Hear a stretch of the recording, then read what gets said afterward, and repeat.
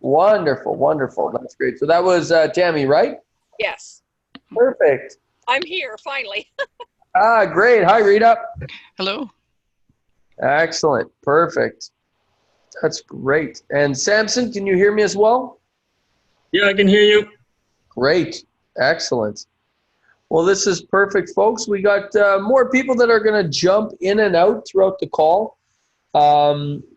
So this call is for you. I'm here to serve. I'm here to give you as much value as I possibly can. What I'd like to do is just kind of start by getting a bit of details about you guys, if you're comfortable. At least just give me a bit of background in terms of who you are, where you're from, and what you're looking to get out of real estate, and then maybe some of the things you're looking for this program to help you with, and then I'll guide you from there. So, who wants to start?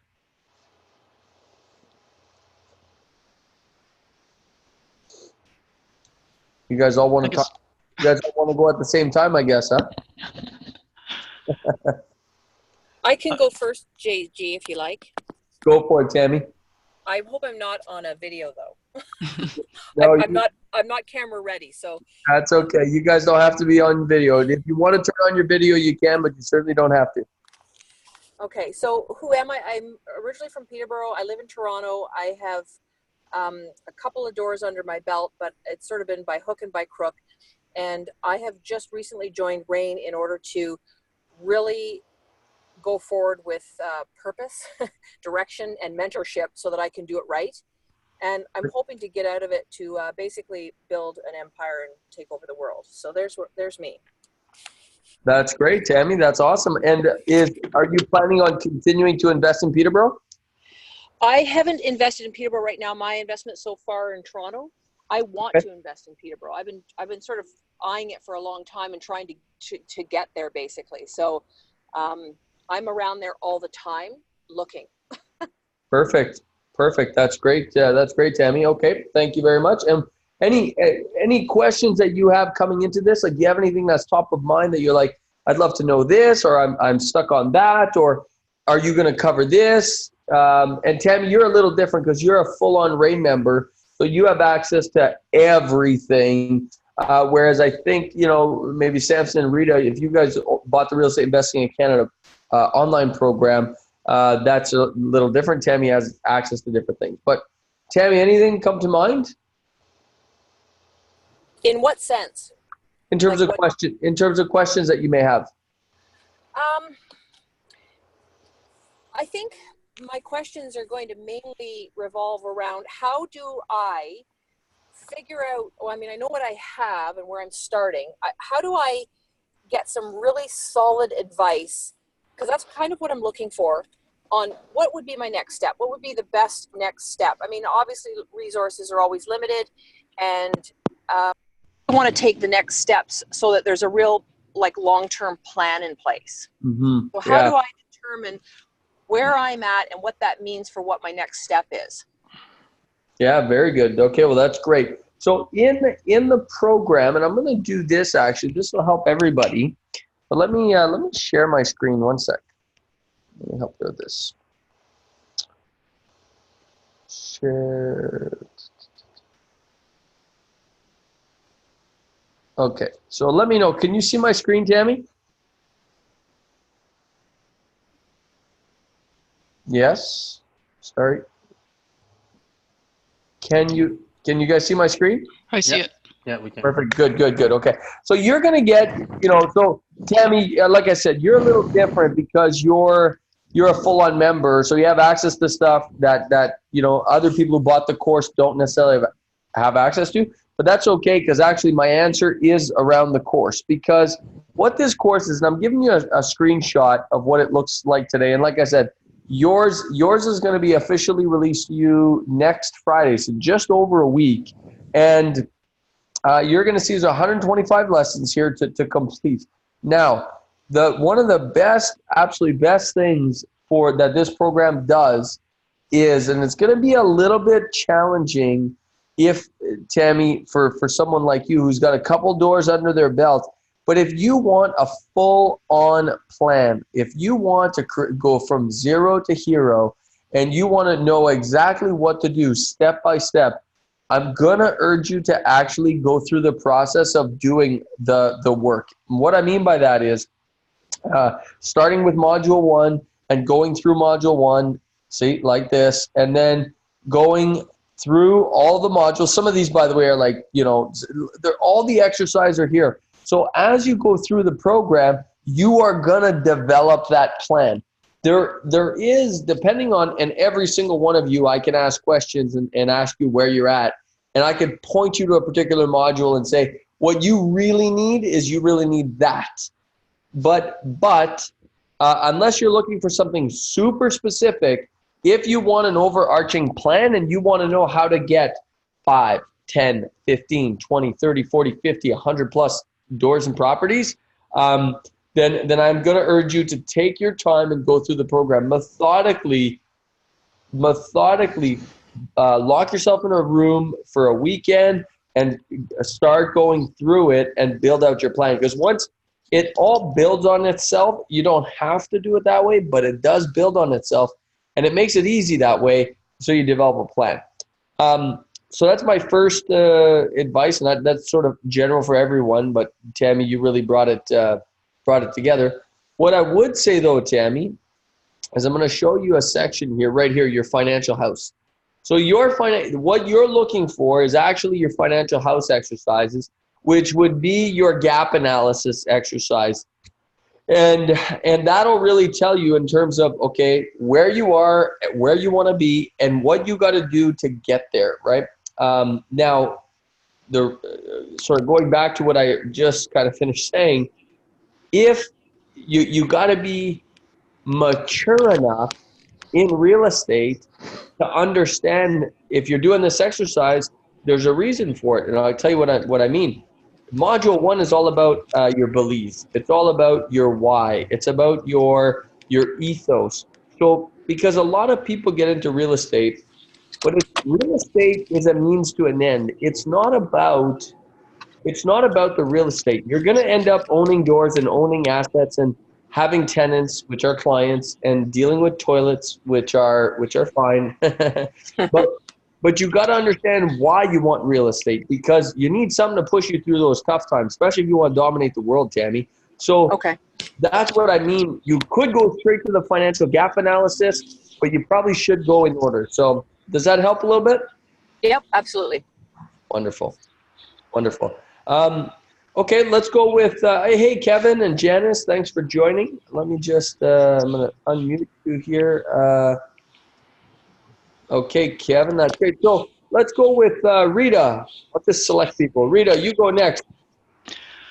I suppose I'm looking for to expand my knowledge so that down the line, I want to use real estate as part of a portfolio, and rather than investing blindly on someone else's knowledge and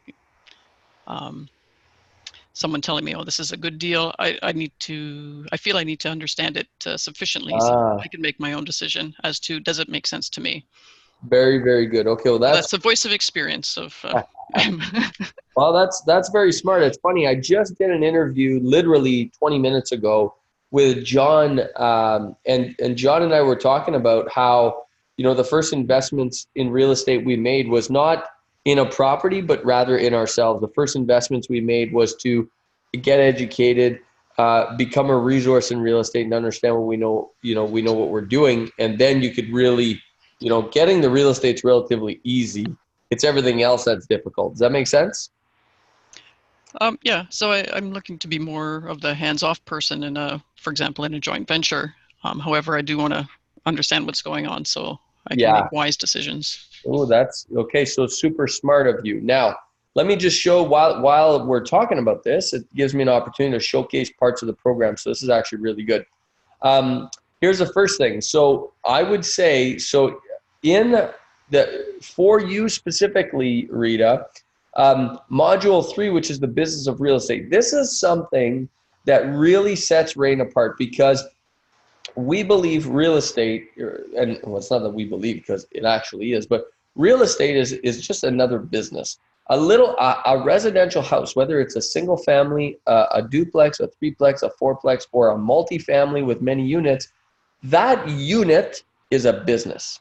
It's got clients, it's got cash flow, it's an asset, it has liabilities, it needs bookkeeping, it requires marketing, all of the above. It requires maintenance and repairs and so on and so forth. It itself is a little business.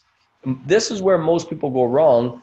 And so when you're looking for joint venture partners, whether you're looking to be the joint venture partner, meaning you're cutting the check, or you're looking to invest with someone else, you got to make sure that they understand this part. They understand that real estate is a business, and they're ready to receive you as a partner. So a perfect example of this is I've worked myself with a lot of joint venture partners, so to speak, capital partners, who have decided that they would rather invest in some of the projects I'm doing instead of doing it themselves. Because, real estate could take a lot of time. I do this full time. It's my day-to-day professional work to be an investor, and I work at it every day. So for a lot of people, whether it's you, Rita, or a lot of other people, they say, I just want an excellent return on my money. How do I make 15, 20% per year and not worry about it? Well, they want to essentially, in that case, they may want to write a check with Visture Property Group, which is my company. So understanding that there's a business system that supports us, understanding that there's a business behind it is really, really critical. So that's a module that you'll find very, very exciting. But let me go a little deeper into it. If you go here, right here, module 6, which is the market research, which is the property goldmine scorecard. So this module is allows you to determine the location of where to invest. And when I say the location, I'm talking about the provincial and the overall market. So for example, right now we are all from the GTA, all of you listening to this, because we all got together in Toronto. I live in Peterborough. I invest in Peterborough. I invest in Orillia. I invest in Hamilton. REIN publishes a top 10 towns report in terms of the top 10 towns to invest in. Orillia is on there. Hamilton is on there. The number one town in Ontario right now, just so you guys know, is in Ottawa. Barrie is on there. There's Kitchener-Waterloo's on there. I don't remember them all off the top of my head, but my point is this. There are many other cities that are not in that report, that are not the top 10. Does that mean it's a bad investment town? Yes or no? Not necessarily. Correct. Not necessarily. You're 100% correct. Peterborough is a perfect example. Peterborough is not on the top 10 towns, but it has been a phenomenal city to invest in for the last 5, 6, 7, 8 years. Now, but how you're going to find those gold nuggets that are outside of the top 10 is by you doing this property goldmine scorecard. So when you want to learn about the details of investing in real estate, this is a phenomenal module where it teaches you right from the economic drivers of those particular cities, all the way down to the particular neighborhoods, all the way down to those particular properties. Are they going to be overperforming or underperforming? Because one of the best lessons that's been passed on to me from REIN is that real estate is all about a risk mitigation game. Real estate, when everything is going good, a tide rises all boats. When things are going good, real estate is going to hum and sing. And right now, we are all in the middle of that. We are all, just so you guys know, everyone's a genius right now. Everyone's a genius. Real estate's doing great everywhere in Ontario, pretty much. The question is, what's going to happen when the tide turns? And that's when your goldmine scorecard, that's where this education becomes invaluable, because if you made the right moves early on, you'll be so thankful. That's a good one. The research cycles for you, Rita, if you're not doing, I have someone on my team, they pretty much focus on this exclusively. Their main the main thing they look for is my managing partner with me, is he is monitoring the real estate cycles very closely. He's also monitoring the market research very closely to see when things shift. Because like I explained to you guys in the talk at the Winning in Real Estate event, you could literally see the cycles coming. The market cycles are typically about 18 to 24 months long, and they shift. And you could see it coming. And if you really understand module 7, you'll see things coming when others don't, and it allows you to position yourself for a specific. Last one that I'll mention for you, Rita, and I hope this is valuable, guys. I can take this call in any direction you guys want, so you tell me. If this is not valuable, I'm happy to switch gears, but hopefully this is valuable. Module 8 is really, really critical. You could see that we talk about all of the different types of real estate investment tactics, from agreements for sale, which here in Ontario we don't know very well, but there's a very powerful strategy, to rent to own, to assignments and wholesaling and joint ventures and buy and hold and fix and flip, and all of that stuff is covered. And the reason it's important is because you will see that not at different times of the market, you will have to change your strategy. So that's really, really key, that whether you're investing by yourself or with other people, you can't be doing just rent to own all of the time. You're going to have to switch up your tactic based on where the market goes. So is that helpful a little bit, Rita? Yes. I'd like to follow up with another question.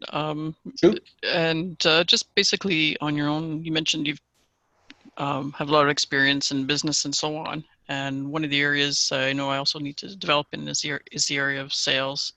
Yep. And so I was wondering, do you personally have any recommendations of resources that you find useful for that? I do, actually. Yeah. So one of the best books and authors on sales that I've really, really liked is Jeffrey Gitomer. I don't know if that name means anything to you. Yes? No, have not heard of him. Yeah, Jeffrey Gitomer. If you he's written a bunch of books on the topic of selling. Little Red Book of Selling was one of his most popular, and then he wrote other Little Purple Book of this and Little Blue Book of that and all this stuff. Check him out. I've really, really liked his material. Jeffrey Gitomer. He could be a little bit brash, he's a Philadelphia, guy, and he likes to be a little brash, but if you can get past that, his content's quite good on the sales part of things. And actually, you bring me to something else, Rita, which is a great point. People think that, coming back to my original point about business and real estate, you got to be good at the entire business of real estate, or you got to be supported for the entire business of real estate, which means sales and marketing. And you're bringing up a great point. Sales and marketing is a key, absolutely key component. One of the reasons that we've been uber successful at Visture Property Group, my real estate company, is because of my marketing and sales skills. We've had no vacancy for the last 6 years. That's a result of two things. One, the market has been on our side and has been very good. But B, we've invested heavily in our marketing systems and our sales systems. And when the market, and I'll tell you this now, I'll call it right now, and we can have this discussion, all of us, when the market turns. But at some point, the market's going to turn. It's going to get a little softer and so on and so forth. And when it does, we will outperform other investors because of my sales and marketing skills, and because we've invested in that area of our business.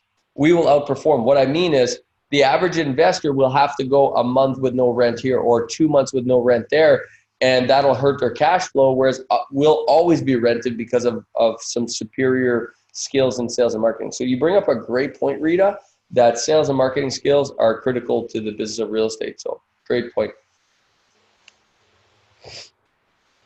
Other questions? Okay, let's go with, oh, hey, Nilesh, how are you? Let me unmute you. That's great. Samson, why don't you go next? Give me a bit of background. Hi there. I'm a tech worker. I work 9 to 5. I have just one door out of Mississauga. I live in Brampton. Okay. I'm looking to learn more. So that's my primary focus. Okay, great. Just looking to learn more. Now, with this particular course, I want to start at the basics. So if I want to do it right, I know starting out, you got to set up a company and a corporation, or how do you set up your corporation for real estate investing? Do you go through those steps in this program? So great question. Fantastic question. And actually, I love there. I just want you to know, and I want everyone to know this. Samson asked a beautiful question, but he did it in an assumption. Samson, you assumed that you got to set up a corporation, and that is not necessarily true. Not setting up a corporation for real estate is not for everyone. It's not a default. A lot of new experienced investors say, if I'm going to invest in real estate, I need to start a corporation. And that is not necessarily the truth. And I'll say it like this.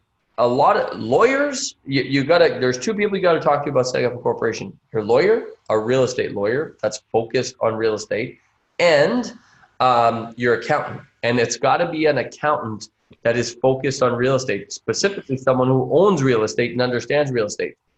Not everyone understands real estate. Just because you're an accountant or you're a lawyer doesn't mean that you're real estate investor focused. So you got to get someone specific. And at REIN, we have people that are specifically focused on this, and we talk about that in the program. So that's the first thing. Second thing is that you're going to notice that a lawyer is going to look at it from a risk mitigation side and a protection side, and an accountant's going to look at it from the taxes side. And you have to find the perfect balance. So I'll give you an example, Samson. There's a lot of properties that I own that are not within incorporations. There are some that I do own that are within corporations. There are some that is not within corporations. So just don't blanket every property has to be in a corporation. If you do that, you could be doing yourself a serious disservice on the tax side. Okay? Okay. Well, so when you say some properties they're on the corporation side, are they in a holding company or are they in an operating company? How does that work? So again, great questions, and you're right in the weeds right now of real estate, which I absolutely love being there. So if you put real estate in a holding company and that holding company doesn't have more than 5 employees, you're gonna pay heavy on the taxes. Okay, and really heavy, like very, very heavy, way more than a personal tax bracket. Okay. And it also depends on your personal tax bracket as well, which is why this isn't the call to ask those questions, but depending on where your personal tax bracket is and depending on what kind of property it is. I have some properties, Samson, that spit off $1,500, $1,800 a month in cash flow. Well, if you're already earning 150 grand a year and now you got to add another 25 grand a year of cash flow to that could be an example of a property that might be an issue. But I have other properties that their net cash flow is maybe 2 grand a year, not 2 grand a month, 2 grand a year net cash flow. Well, to add $2,000 of cash flow to your $150,000 of personal income may not be so bad. So you have to look at the overarching picture. Just to give you guys a sense, guys, ladies and gentlemen, everyone listening, I have a real estate accounting team. I have I have a real estate lawyer.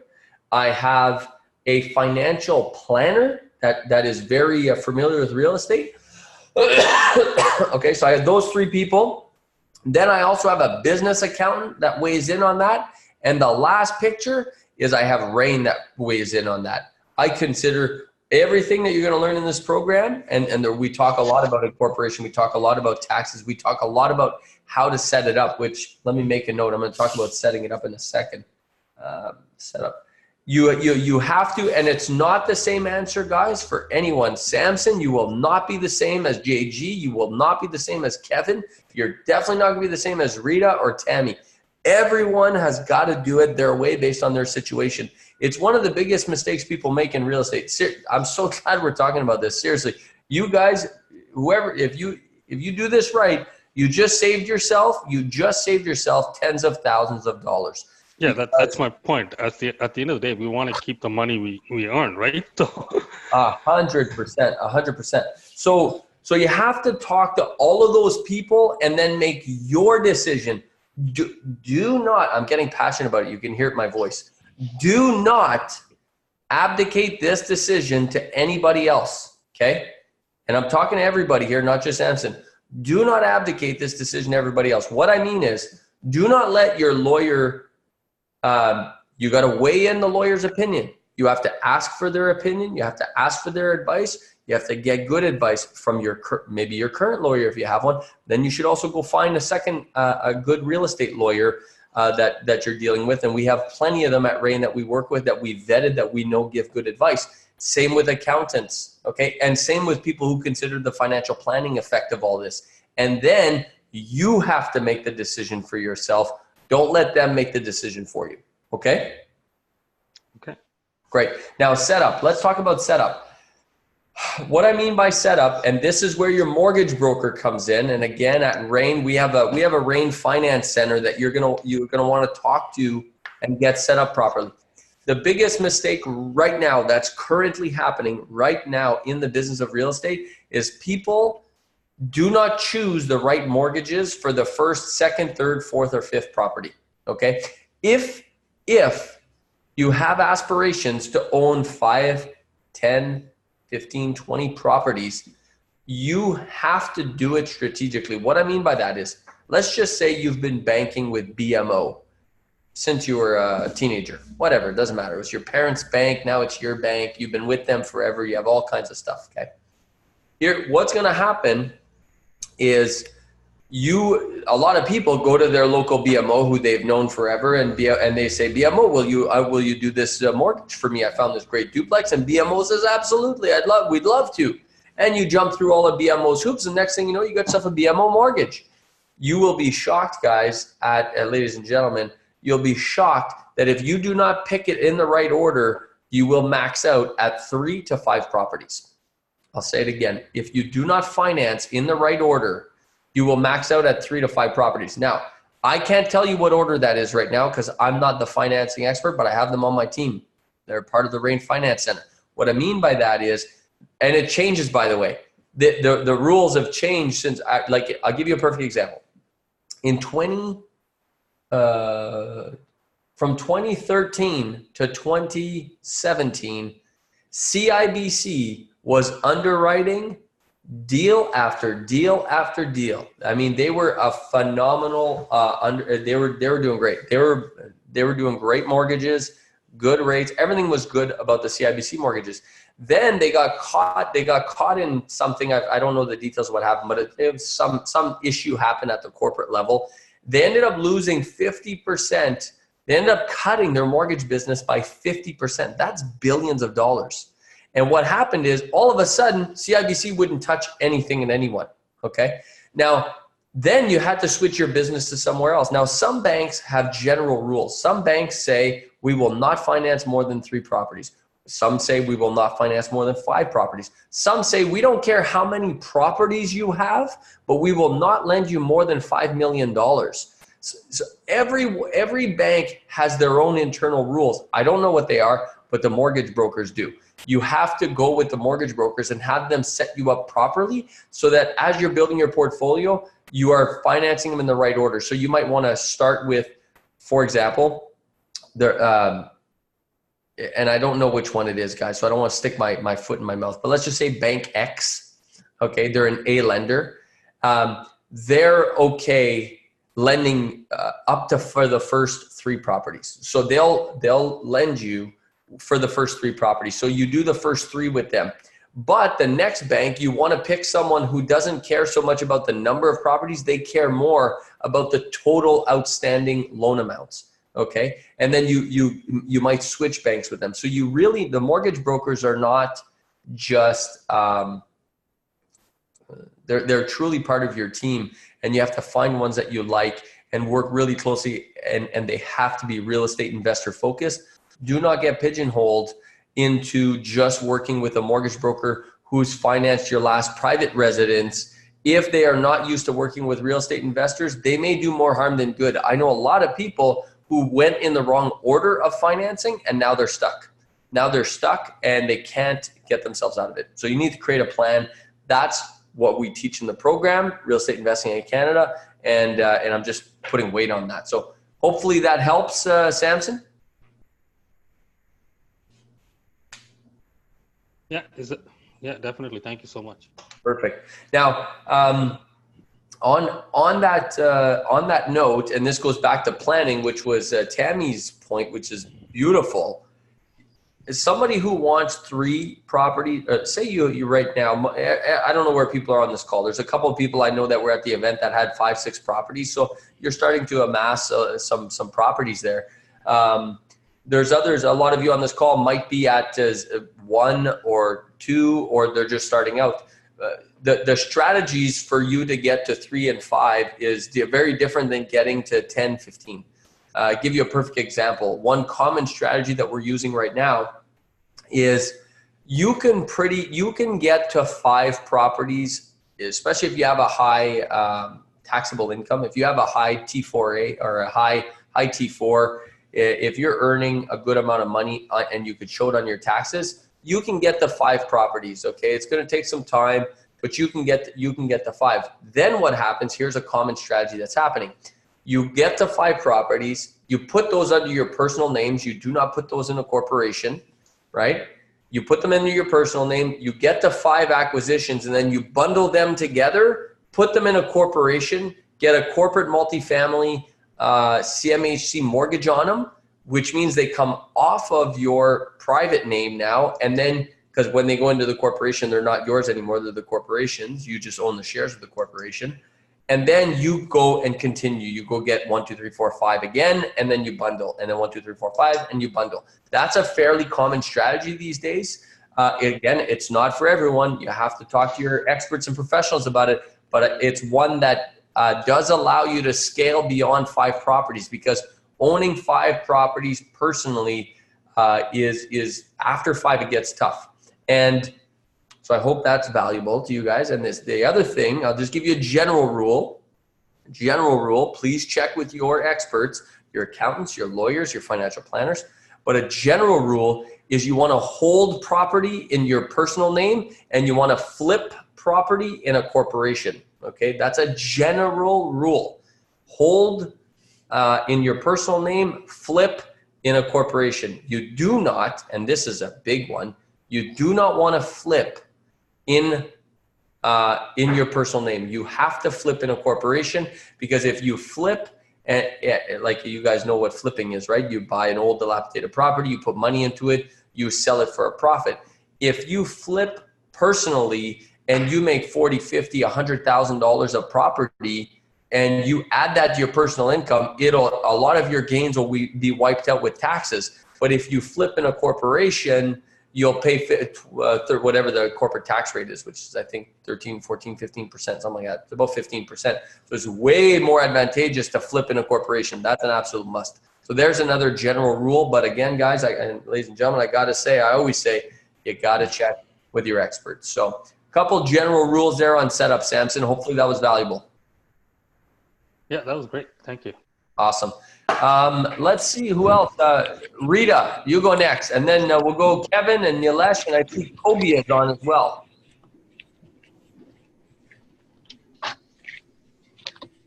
JG, can I ask a quick question in here? Shoot, yeah. Anybody could jump in and ask questions. I've opened up all the mics, guys. You guys can go ahead. Yeah, go ahead, Tammy. Does it make any sense, or is there any strategy that would be employed where if you have a husband and wife, if the husband holds some property in his name and the wife holds some in hers? 1,000%. Okay, excellent. I kind of figured so. Tell me how it would work, or how do you employ that so it works to your best advantage? You guys have, so great question, Tammy. And so you have, I spend an incredible amount of time, effort, energy to properly orchestrate that exact balance, Tammy, between my wife and I and our portfolio. So my wife is not on all of our properties. She's only on some of them. And which ones is important, because it also depends, Tammy, on what the husband and wife declare for taxes. So especially like, I don't know about you guys, like I don't know who here has a job and who here is self-employed and who here owns a business, but as self-employed and business people, we can control what we declare in terms of income. And we can, you know, like we control our own salary. The business pays us, so I can control the salary, but I have to control it, Tammy, within a certain range because I'm trying to qualify for these mortgages and she's trying to qualify for these mortgages. So I can't just like, for example, put all the income on my side and bring her income right down to nothing, because then she won't qualify for mortgages, you see? So you have to, all of it has to be taken into account. It's a great point. And there's definitely that element. And by the way, and let me go one step further than that question.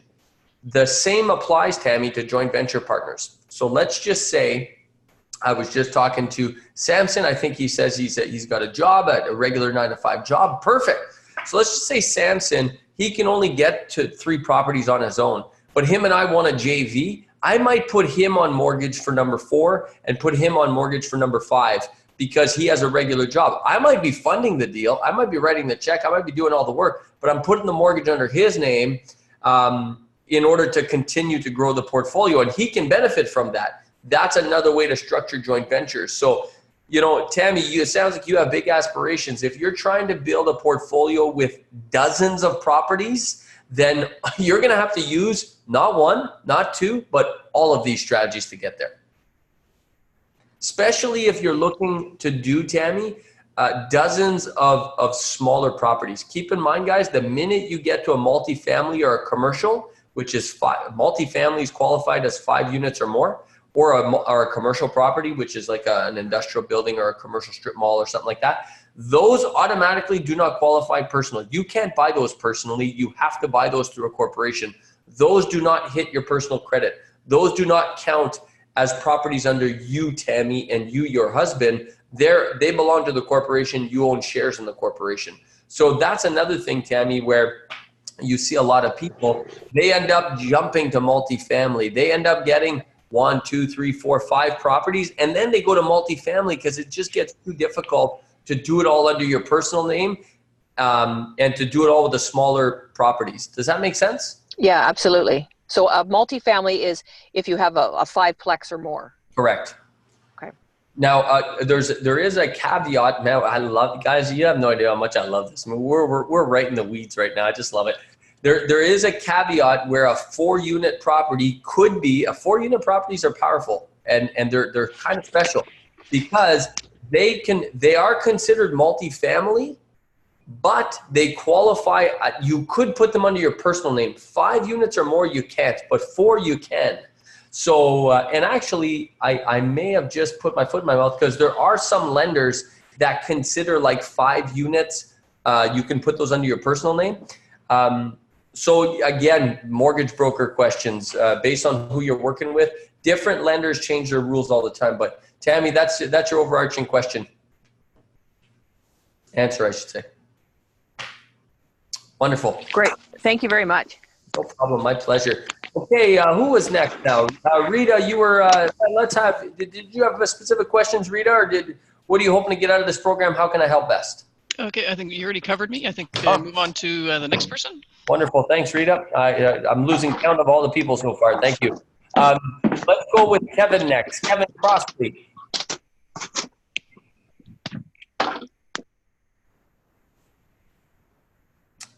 So Kevin, you just got to unmute yourself. I'm not sure if you know where that button is, but Kevin and Kobe and Nilesh, any one of you want to pipe in, and same Rita, Samson, Tammy, if you guys have more questions, I'm happy to keep answering questions, but this is fantastic. If you want to give me a bit of background, Kevin, Kobe, or Nilesh, I'm happy to help anywhere I can. But Samson, I see you've unmuted yourself, so go ahead. Sounds like you have a question. Yeah, I was wondering where do I start building a team? You talked about financial advisors, accountants, lawyers. So I'm not a REIN member yet. I'm contemplating of becoming a member.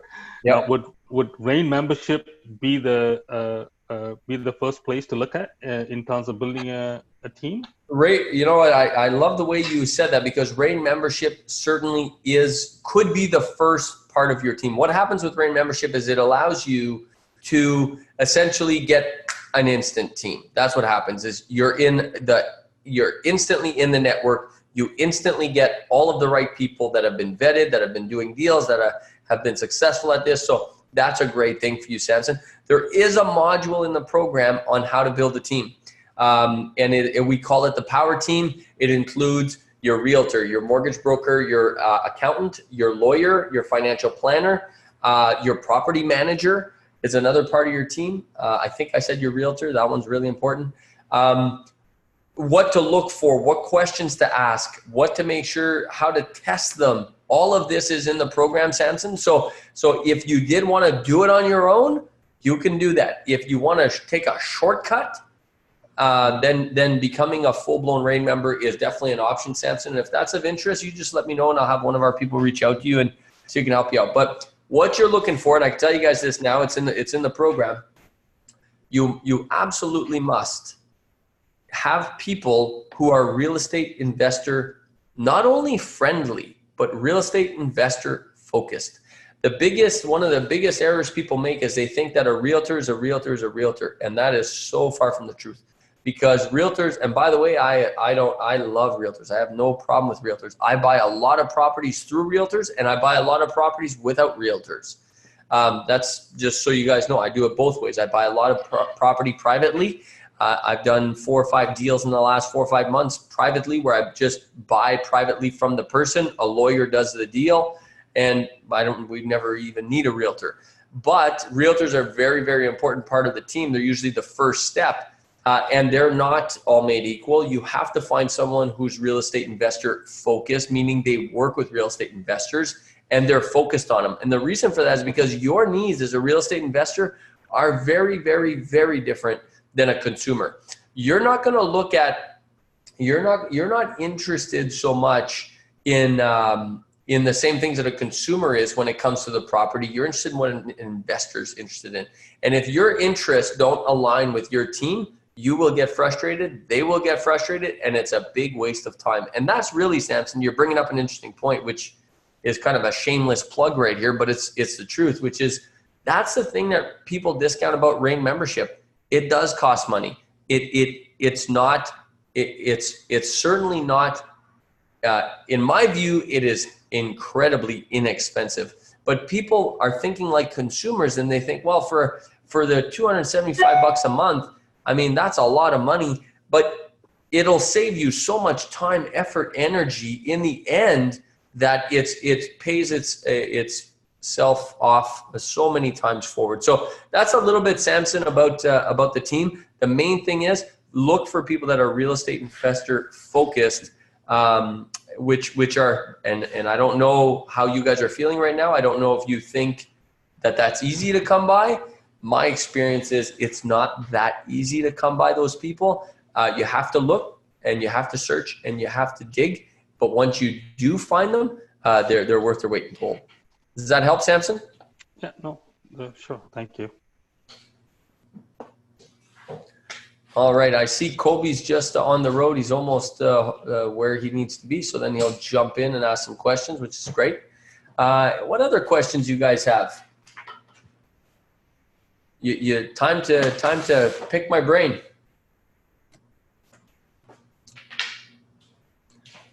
Okay, while you guys, okay, go ahead. I see who just said, Samson, you got another one?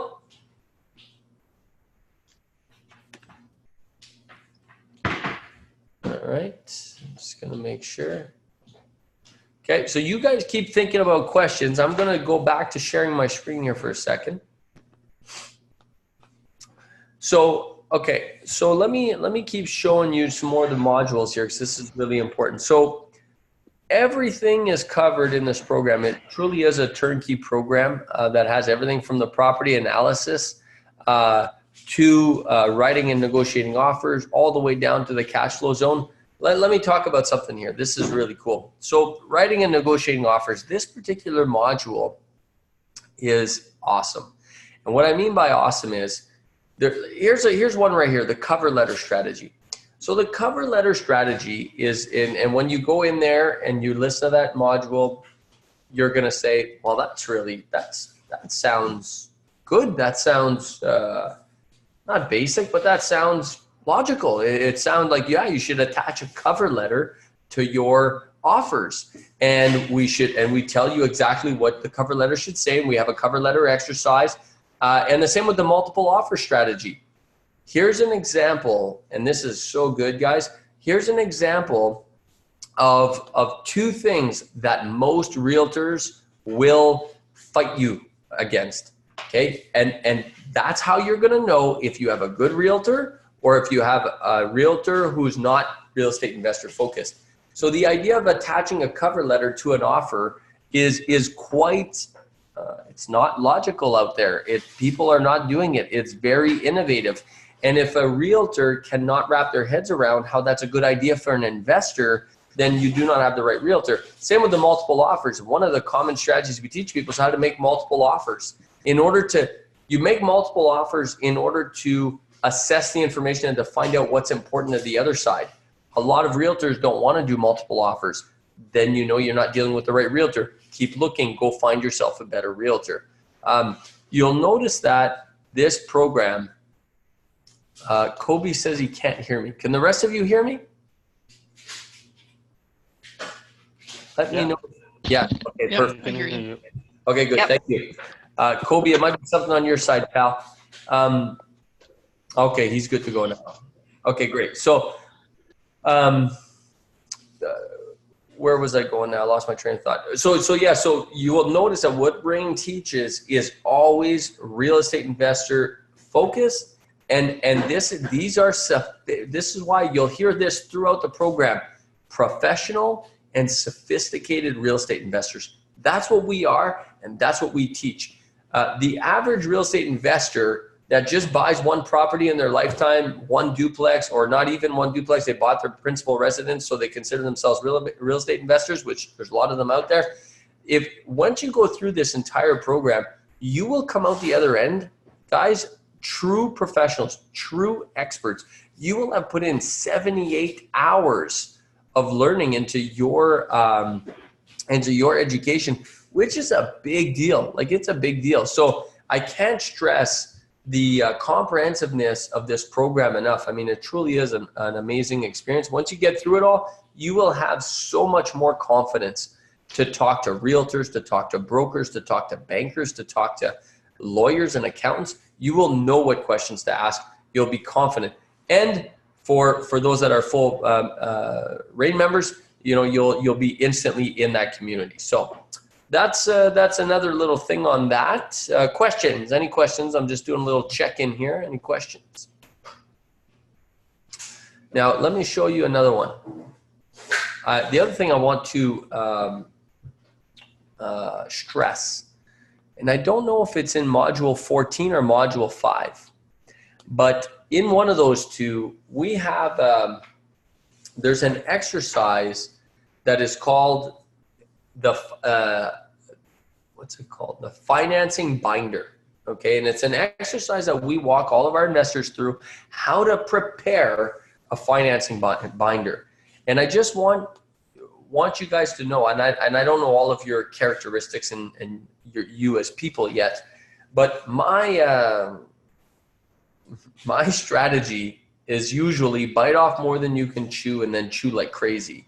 And I typically am go, and I want to go faster than the last time, and that's just how I'm built. So what I'm saying is the financing binder exercise gives you the opportunity to prepare yourself to go for financing, where you actually have, and you're fully organized. You organize a full binder, literally a hard binder and a soft copy binder, where you have your letter of introduction, you have your credit statement pulled, you have explanations on your credit statement, you have all your assets, all your liabilities, all your rental income statements, all of your P&Ls if you have businesses, all of your cash flow statements, your balance sheets, all that stuff. My point is this: it's an incredible amount of work, guys. It takes time, it's tedious, and it is not my favorite thing.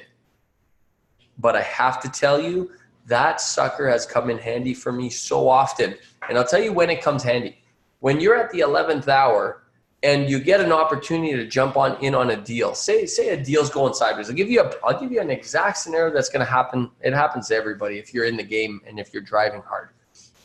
There's a building you're looking to buy, and that building is currently under contract with someone else, but you tell your agent, you say, listen, I want you to keep talking to them.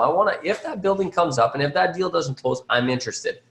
And what happens is, naturally things happen. Let's just say at the 11th hour, the other side walks away. Therefore, there's an opportunity for you to walk in as a buyer. Now you walk in as a buyer, but you need to get financing within 24 hours. You need to get financing within 48 hours. You need to close that deal quick, but you're not prepared. You don't have your financing binder lined up. You don't have your T4s, your T4As. You don't have your T2202s. You don't have any of that stuff. So it takes you a week or two to get it together. That is where you're going to run into trouble. That is where someone else like me, I'll have it all ready. I'll put in an offer. I'll get financed faster than you, and I'll get that deal on you. That happens every day of the week to those who are prepared. So I can't stress enough that this program will also get you prepared. And like I said, I love saying this because I'm not the one who loves to spend all the time getting prepared ahead of time. I'm the guy who likes to shoot first, aim second. That's my character. That's how I like to typically do it. But I've learned so many great lessons in doing it the other way here. And REIN prepares you. This program will prepare you. And a financing binder exercise is a perfect exercise, perfect example of an exercise. Tedious, long, boring. Boring. But man, is it useful. All right.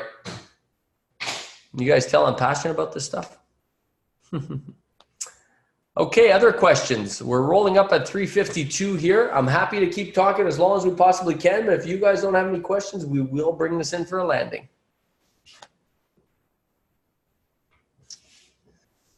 You talked about rolling up properties into a corp and CMHC and all that. Then would that cut into all the land transfer tax as well? There are, Samson, a fantastic question. There are land transfer tax implications, and that is a great question for a lawyer. I don't have that off the top of my head.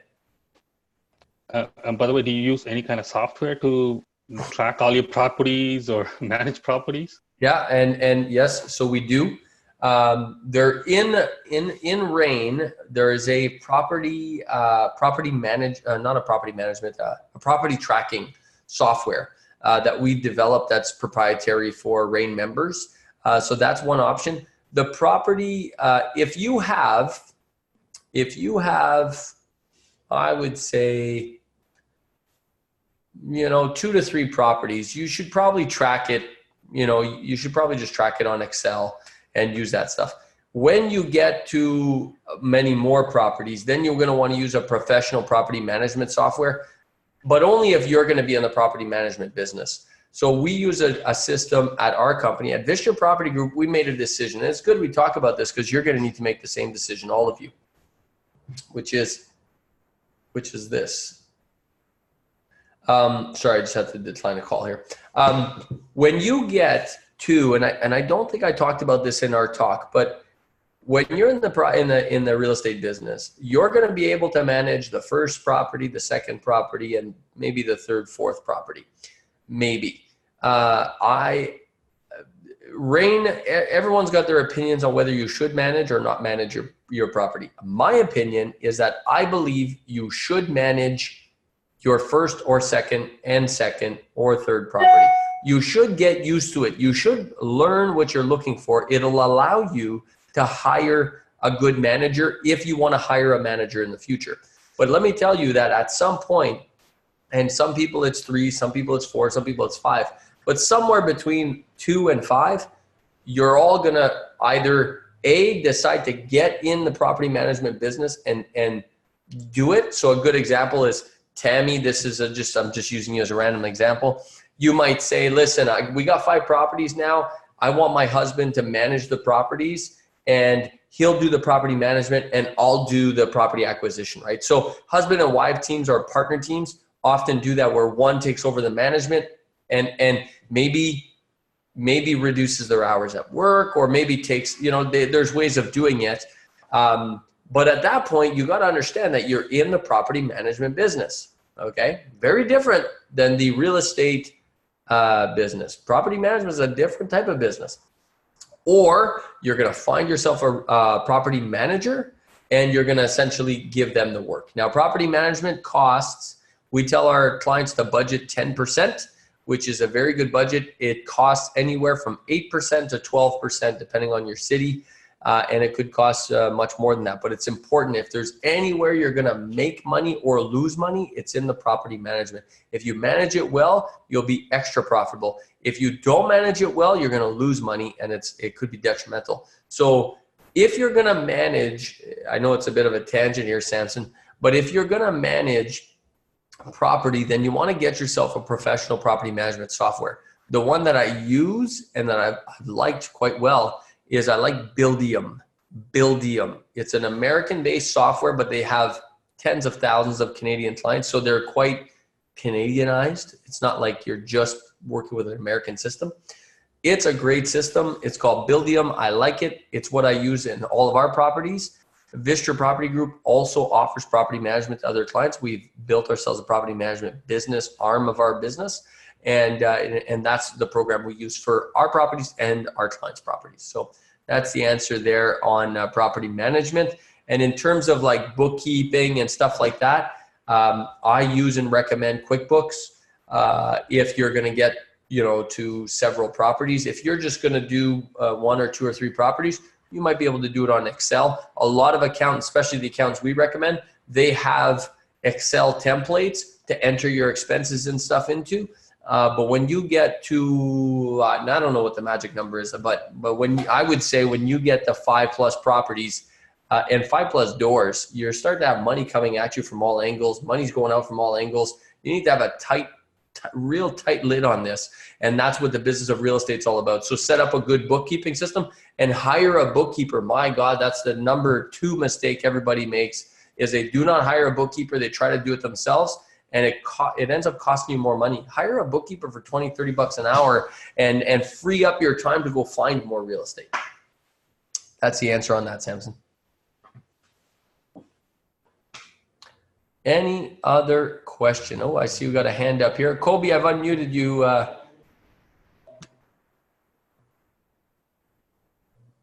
If you want to. How's it going? Hey, I'm good. Kobe, how are you? Pretty good, pretty good. My question is specifically about Aurelia. Me and my team, we've been actively going down there trying to find a few properties, and we actually got outbidded on a few. Yep. That's because we weren't able to make fast decisions.